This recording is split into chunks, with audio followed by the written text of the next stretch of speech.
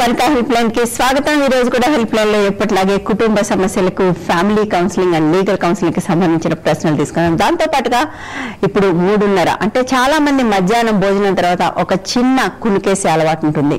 But ఈ చిన్న కునికేసే అలవాటు చాలా చాలా మంచిదని చాలాసార్లు చాలా మంది చెప్తుంటారు. ఆ 20 నిమిషాల కునుకు వల్ల మొత్తం మళ్ళీ మిగిలిన సగం రోజు కూడా చాలా రిఫ్రెషింగ్ అవుతుందట. But at the same time ఒకప్పటితో పోలిస్తే చాలా మంది ఇప్పుడు తక్కువ నిద్రపోతున్నారు. చాలా మంది నిద్ర పట్టని ఒక వ్యాధితో కూడా బాధపడుతున్నారు. ఎంతో పనిచేసి వచ్చి నడుము వాలిస్తే నిద్ర పట్టని పరిస్థితి కూడా కొంతమందికి ఎదురవుతుంది. సో వీటన్నిటికీ కారణం ఏంటి, అసలు నిద్ర మనిషికి ఎంత అవసరం, ఇవన్నీ కూడా మనం మాట్లాడుకోబోతున్నాం. అందుకోసం స్టూడియోలో మనతో పాటు ఇద్దరు అతిథులు ఉన్నారు. జేఎల్ఎన్ మూర్తి గారు లీగల్ ఎక్స్పర్ట్, అడ్వకేట్, విశేష్ గారు సైకాలజిస్ట్. సో విశేష్ గారు, మామూలుగా 8 గంటల నిద్ర అంటారు, ఇది ఎంతవరకు కరెక్ట్? ప్రతి మనిషికి ఎంత అవసరం నిద్ర అనేది? నిద్రపైన పరిశోధన చేసిన కొంతమంది కనీసం 6 నుంచి 8 గంటల నిద్ర అవసరమని చెప్తారు మేడం. అయితే దేర్ ఆర్ మెనీ ఎవిడెన్సెస్, చాలా సాక్ష్యాలు ఏంటంటే కొంతమంది వ్యక్తులు 4 గంటలు 5 గంటలు పడుకొని కూడా చాలా హ్యాపీగా హెల్దీగా ఉన్న వ్యక్తులు చాలా మందిని చూశాను కూడా. రైట్. అంటే ఒక్కొక్క శరీర తత్వము, వాళ్ళ ఆహారపు అలవాట్లు, వాళ్ళ పనితీరు, వీటన్నింటిని బట్టి వాళ్ళకి కావాల్సిన నిద్ర ఆధారపడి ఉంటుంది. సో కాయ కష్టం చేసే మనిషికి ఎక్కువ నిద్ర అవసరం అవుతుంది, బాడీ ఎక్కువ కలిసిపోతుంది కాబట్టి. ఉదయం నుంచి ఏసీలో కూర్చున్న వాళ్ళకి తక్కువ నిద్ర అవసరం కావచ్చు. అయితే మనం తీసుకునే ఫుడ్, లైట్ ఫుడ్ తీసుకుంటే తక్కువ నిద్ర అవసరం అవుతుంది, హెవీ ఫుడ్ తీసుకుంటే ఎక్కువ నిద్ర అవసరం అవుతుంది. So it depends on the body metabolism and the work nature and the habit. యాక్చువల్గా ఏమవుతుందంటే మనందరం కూడా చిన్నప్పటి నుంచి ఒక విషయాన్ని నేర్చుకుంటున్నాం. మనకు తెలియకుండాను ప్రతి మనిషికి కనీసం 8 గంటల నిద్ర అవసరము అని ఒక కండిషనింగ్ అయిపోతున్నాం. అంతకంటే తక్కువైతే మనకేదో తగ్గిపోతుంది అనే భావనలోకి వెళ్ళిపోతున్నాం. అంతే తప్ప మనకు నిజంగా మన బాడీ రిలాక్సేషన్ కోరుకుంటుంది లేదని ఆలోచించట్లా.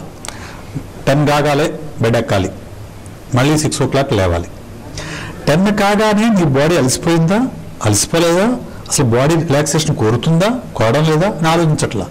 అసలు నిద్ర ఎందుకు? నిద్ర అనేది పూర్తిగా ఉదయం మొత్తం కష్టపడిన శరీరానికి, మనసుకి రిలాక్సేషన్ ఇవ్వడం కోసం నిద్ర అవసరం. రికవరీ రిజునివేట్ కావడం కోసం నిద్ర అవసరం. అసలు నీ బాడీ స్ట్రెయిన్ కాకపోతే నీ నిద్ర పట్టదు. నిద్ర పట్టదు.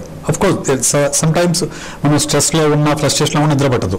మామూలు ఇన్ జనరల్గా బాడీ స్ట్రెయిన్ వల్ల నిద్ర పట్టదు. నిద్ర పట్టకపోతే అప్పుడు ఫ్రస్ట్రేషన్లో అవుతారు. అవును. సో మనం నిద్ర అలవాటుగా మార్చుకుంటున్నామే తప్ప we're not listening to our body. నా వరకు అయితే నేను చెప్పేది ఏంటంటే, your body is the best judge. నీ బాడీ ఎప్పుడు రిలాక్సేషన్ కోరుకుంటుందో అప్పుడు నిద్రపోండి. మెలకువ వచ్చాక మళ్ళీ పడుకోవద్దు. రైట్. అంటే ఓకే, అప్పుడు శరీరానికి సరిపోయినంత నిద్ర అని. సరే, బట్ ఒక్కొక్కసారి మధ్యలో మెలకు వచ్చేస్తుంది. చాలా మందికి ఒక మధ్యలో మెలకు వచ్చినా, తెల్లవారుజామున మెలకు వచ్చినా కూడా నిద్ర పట్టదు. బట్ ఇట్ డజంట్ మీన్ నిద్ర సరిపోయిందని కాదు. నిద్ర సరిపోకపోవడం అనేది నెక్స్ట్ డే అంతా కూడా తెలుస్తూనే ఉంటుంది. దానికి రీజన్ ఏంటి కూడా చెప్తే బాగుంటుంది. ఒక కాల్ తీసుకుని వెల్కమ్ బ్యాక్ టు. హలో, నమస్తే అండి, చెప్పండి. ఓకే.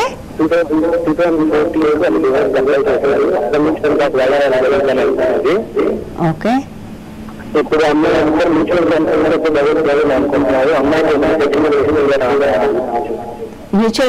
మ్యూచువల్ కన్సెంట్ లో మీరు ఏది సెటిల్ చేసుకుంటే అది సెటిల్మెంట్.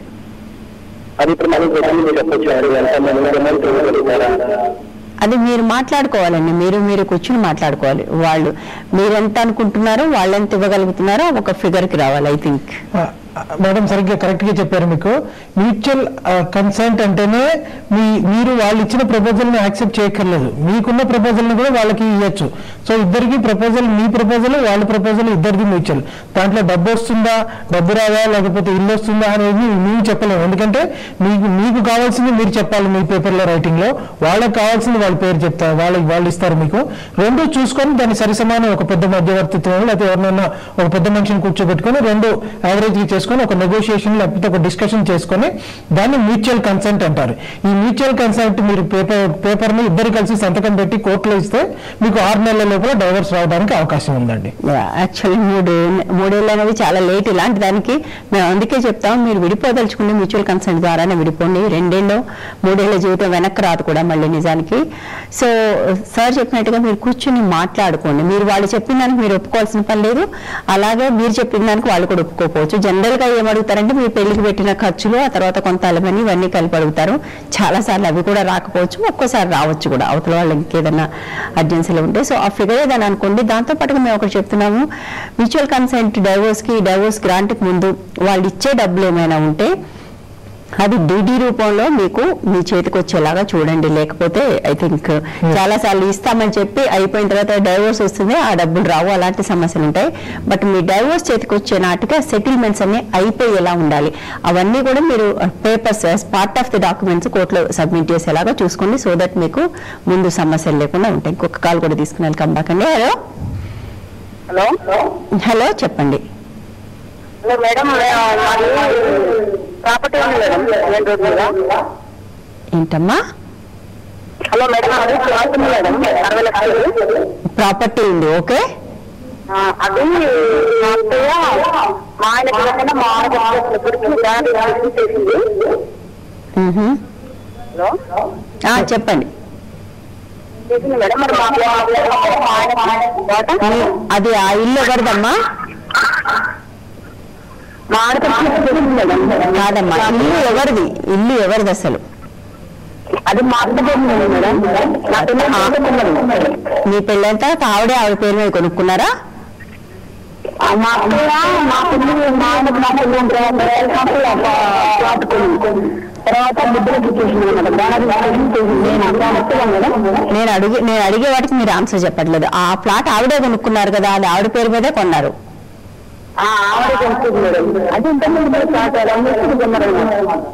అంతకుముందు ఉన్నది ఎవరిది? ఎవరి పేరు మీద ఉంది? లైట్ తీసుకోండి మేడం. కరెక్ట్ గా చెప్పారు. మీకు ఆవిడ లేడీస్ లో ఒక అడ్వాంటేజ్ ఉందండి, ఎవరికైనా రాసుకోవచ్చు, కూతురికైనా రాసుకోవచ్చు, కొడుకైనా రాసుకోవచ్చు. సో మీకు ఆల్రెడీ వాళ్ళిద్దరికి రాశారు కాబట్టి మీకు అవకాశం లేదండి. రైట్. మామూలుగా అయితే కొడుకులు చూస్తారని ఆడపిల్లలకి పెట్టకుండా కొడుకులకి పెడుతూ ఉంటారు. బట్ మరి మీ దగ్గర ఏం సమస్యలు వచ్చాయో తెలీదు. కొడుకు చూడరన్న నమ్మకమో భయమో మొత్తానికి ఆవిడ ఆడపిల్లలకి రాసేశారు. సో మళ్ళీ వాళ్ళ ముగ్గురు ఒప్పుకుంటే, మళ్ళీ అందరూ ఒప్పుకుంటే అది రిజిస్ట్రేషన్ క్యాన్సిల్ అవటం తప్ప జనరల్గా మీకు వచ్చే అవకాశం లేదన్నా. అది ఆవిడ ఆస్తి కాబట్టి ఆవిడ ఎవరికైనా రాసుకునే హక్కు ఉంది.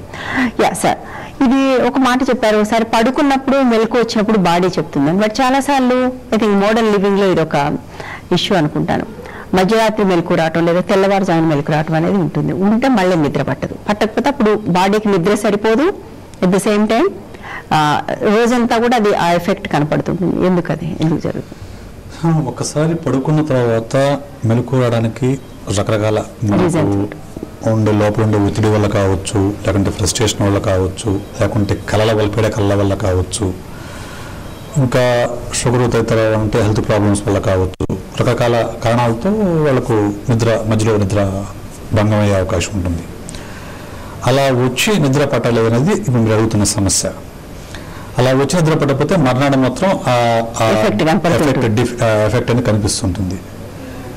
నిజానికి నిద్ర సరిగా పట్టకపోవడం అనేది ఒక రకమైన సమస్య అయితే, నిద్ర సరిగా నాకు పట్టడం లేదు అని ఆలోచించడం అనేది పెద్ద సమస్య. నిద్ర సరిగా పట్టకపోవడం అనే సమస్య చాలా తక్కువ మందికి ఉంటుందండి.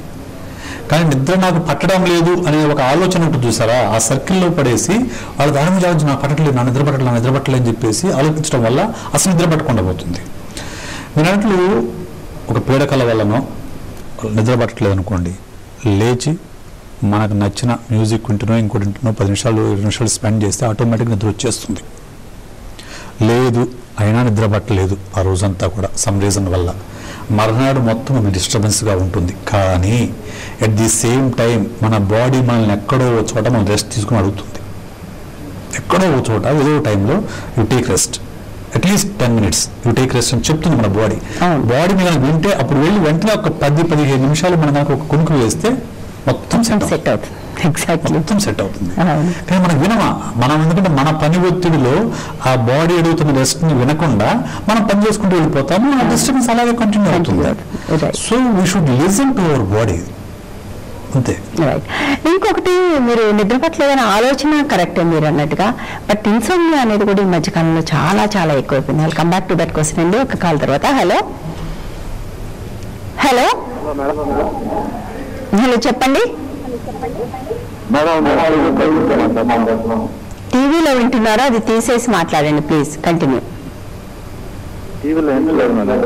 చెప్పండి.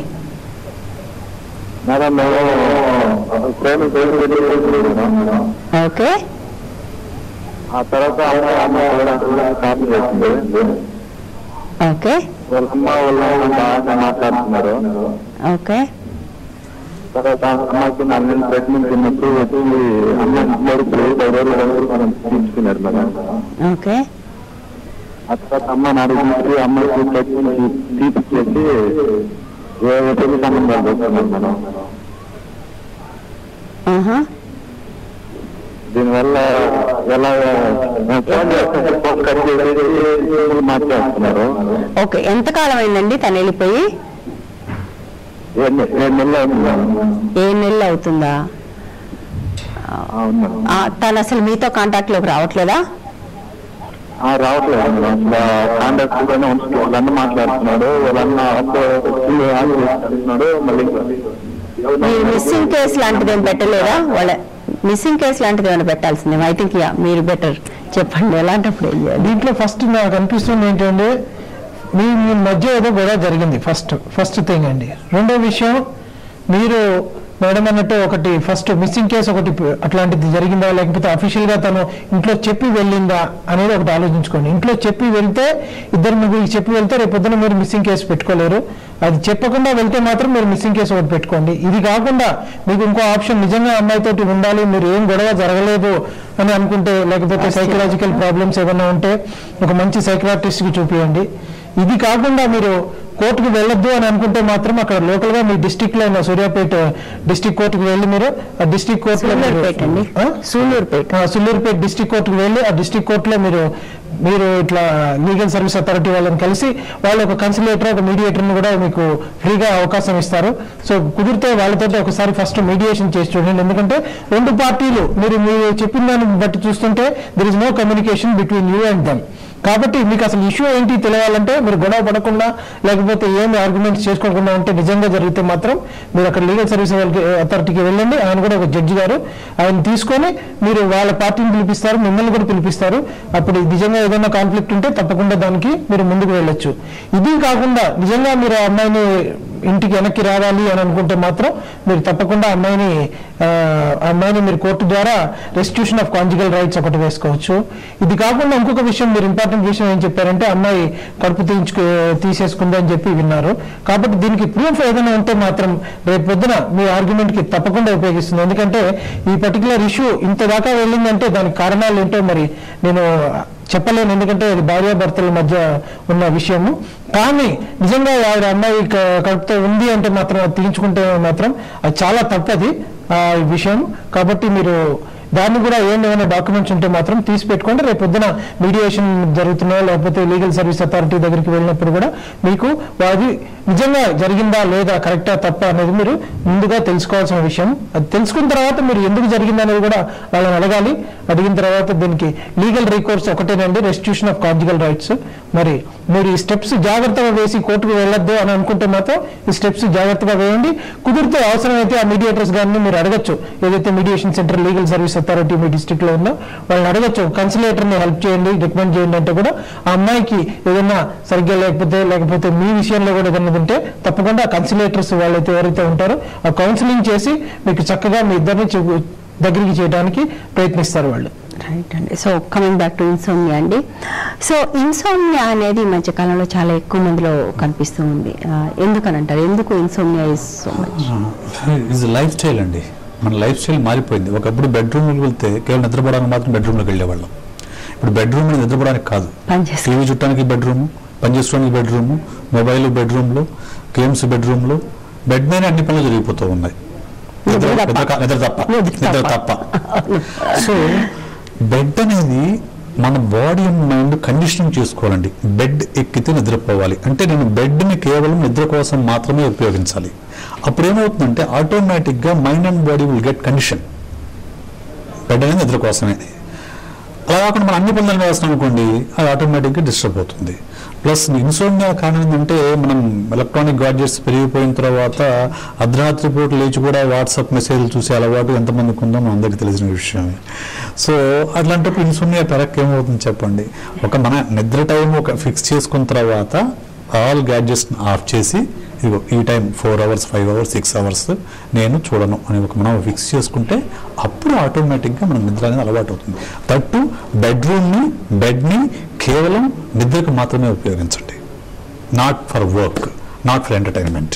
Right, yeah, I think that make sense. Call తీసుకున్నాం అండి. Hello hello hello hello yeah, చెప్పండి.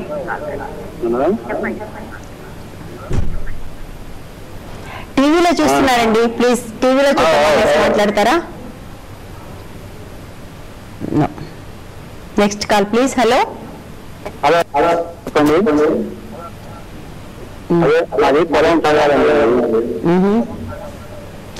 టీవీలో చూస్తున్నారండి మీరు, మనం ఈ కాల్ తీసుకోలేం, sorry. Hello next call please. Hello చెప్పండి. నమస్తే అండి, చెప్పండి.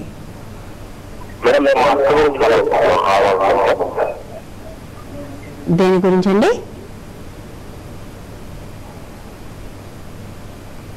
కాల్ డిస్టర్బెన్స్ ఉంది. So okay, coming back to sleep again. వయసుని బట్టి నిద్ర సమయం మారుతుందా? మనందరికీ తెలుసు, చిన్న పిల్లలప్పుడు చాలా ఎక్కువ నిద్ర కావాలంటే వాళ్ళు పుట్టినప్పుడు 20 గంటలు నిద్రపోతారు, ఏడాది వచ్చేప్పుడు 12 గంటలు, దాదాపుగా 12, 16, 12 అట్లా ఉంటుంది. పెరుగుతున్న కొద్దీ టైం తగ్గుతుంది, మళ్ళీ ఏజ్ పెరిగినప్పుడు తగ్గిపోతుంది అంటారు. ఎందుకు అది? అంటే మనకు వయసుతో పాటు బాడీలో వచ్చే మార్పులు కానివ్వండి, కెమికల్ హార్మోన్స్ వీటి వల్ల కానివ్వండి, ప్లస్ మనకు ఉండే బాధ్యత వల్ల కానివ్వండి, వీటి వల్ల కూడా నిద్రలోని వయసుతో పాటు నిద్ర అనేది కామన్ అండి. అదేమి మనం ఏమి అంటే తగ్గిపోవడం అనేది కామన్. పెద్ద వయసు వాళ్ళు చాలా మంది కంప్లైంట్ చేస్తుంటారు నిద్ర అనేది. అదే మనము కంప్లైంట్స్ ఎందుకు వస్తాయంటే మనకు ఖచ్చితంగా ఫిక్స్ అయిపోయి ఉన్నాం. మాకు రోజుకు 8 గంటలు నిద్రపోవాలి, ఇంతకంటే నిద్ర తగ్గితే అది ప్రాబ్లము అని ఫిక్స్ అయిపోయి ఉన్నాం. ఎప్పుడు ప్రాబ్లం అవుతుందంటే మీకు మీ బాడీ రిలాక్సేషన్ అంటే మీ బాడీ బాగా స్ట్రెయిన్ అయిపోయినప్పుడు కూడా మీకు నిద్ర పట్టకపోతే అప్పుడు ప్రాబ్లం. అంతేగాని మీ బాడీ సపోజ్ ఒక ఓల్డ్ ఏజ్ ఉంటారండి, 60-70 years వాళ్ళు ఉంటారు, వాళ్ళకి ఏ పని ఉండదు అనుకోండి. సపోజ్ అంటే ఏ పని ఉండదంటే వాళ్ళకు ఫిజికల్గా ఎలాంటి స్ట్రెయిన్ లేదు. ఫిజికల్గా ఎలాంటి స్ట్రెయిన్ లేనప్పుడు వాళ్ళకు ఒక 4 hours ఎంత సరిపోతుంది. ఇంకా ఫిజికల్గా ఎలాంటి స్ట్రెయిన్ లేదు. వాళ్ళకు లేస్తారు, కూర్చుంటారు, మళ్ళీ చదువుకుంటారు, ఏదో కాస్త చదువుకుంటారు, పడుకుంటారు, కాబట్టి టీవీ చూస్తారు, పడుకుంటారు. సో 4 hours అని సరిపోతుంది. కానీ వాళ్ళకి ఏమనిపిస్తుంది లోపల, నేను నిద్ర పట్టడం లేదు అని కంప్లైంట్ చేస్తూ ఉంటారు అన్నమాట.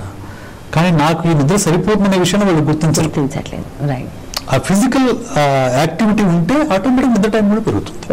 మేబీ వాకింగ్ లాంటివి చేస్తే కనీసం టీవీ అంటే బాస్ అయితే నాకు అనిపిస్తుంది, ఒకప్పుడు మీరు అంటే చదువుకునేవాళ్ళు, చదువుకోవటంలో ఎంతో కొంత ఎక్సర్సైజ్ ఉంటుంది, it consumes calories. But TV watching అంత క్యాలరీస్ కూడా కన్స్యూమ్ చేయదు యాక్చువల్లీ. నిజానికి అది కూడా యాక్టివిటీ కూడా ఉండదు కదా. ఇప్పుడు చదివినప్పుడు మనం ఇమాజిన్ చేయాలి, విజువలైజేషన్ చేయాలి. సో మెంటల్ ఎనర్జీ అనేది కన్స్యూమ్ అవుతుంది. We're watching TV you are not giving you are not spending any energy, you are just watching, just చూస్తున్నాం అంతే, ఏం ఆలోచించాం, యు ఆర్ జస్ట్ రిసీవింగ్ అంతే. కాబట్టి కూడా I think maybe that's a huge problem యాక్చువల్గా. చిన్న వాళ్ళలో మీరు అన్నట్టుగా యంగ్ వాళ్ళలో మొబైల్స్ ప్రాబ్లం అయితే, ఓల్డ్ ఏజ్ వాళ్ళలో TV I think is a problem. ఎందుకంటే they watching lot of TV now. నుంచి సాయంత్రా చూస్తూనే ఉంటారు. ఇంకో కాల్ తీసుకుందామండి. హలో నమస్తే అండి, చెప్పండి.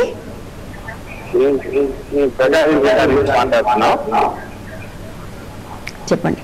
ఇప్పుడు మా పాప మ్యారేజ్ అయింది, ఇద్దరు ఆడపిల్లలు. అమ్మాయి బాగా ట్యాక్సీ పెట్టుంటే మేము ఇంటికి తీసుకొచ్చాం బాధలేదని. దాని మీద వాళ్ళు కావాలని నోటీస్ ఇచ్చారు. మేము దానికి యాక్సెప్ట్ చేయలేదు. ఇంకా వాళ్ళు మన ఇంటికి రాలేదు. మనం 38 కలిసినా కూడా మనం యాక్సెప్ట్ చేయలేదు. ఇప్పుడు 3 years అబ్బాయి అయింది. అది కోర్టులో కేసు నడుస్తుంది.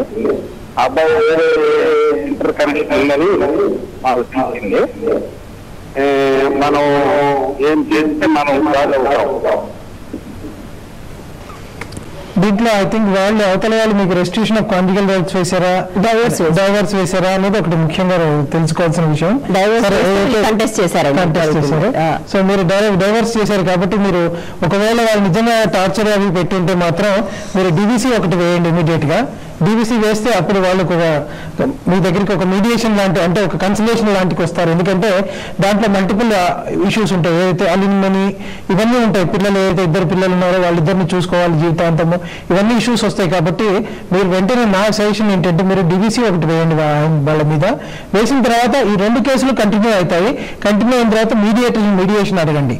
ఆ మీడియేషన్ అడిగినప్పుడు నిజంగా ఈ ఏదైతే మీరు ఈ వేరే వాళ్ళతో సంబంధం ఉంది అంటున్నారో అది క్లారిఫై చేసుకోండి వెరీ క్లియర్గా.